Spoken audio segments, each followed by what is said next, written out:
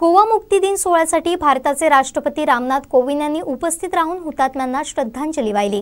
यावेळी त्यांच्यासोबत गोव्याचे मुख्यमंत्री प्रमोद सावंत, राज्यपाल भगतसिंग कोश्यारी, केंद्रीय आयुष मंत्री श्रीपाद नाईक आदी मान्यवर उपस्थित होते। गोवा मुक्तीसाठीच्या धगधगत्या संग्रामात बलिदान दिलेल्या हुतात्म्यांचं स्मरण पणजीतील हुतात्मा स्मारक करून देतं।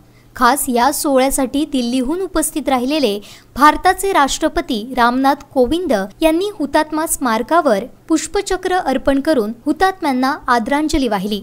गोव्याचे मुख्यमंत्री डॉक्टर प्रमोद सावंत, राज्यपाल भगतसिंग कोश्यारी, केंद्रीय मंत्री श्रीपाद नाईक यांनी यावेळी पुष्पचक्र अर्पण केलं। भावपूर्ण वातावरणात ही मानवंदना देण्यात आली।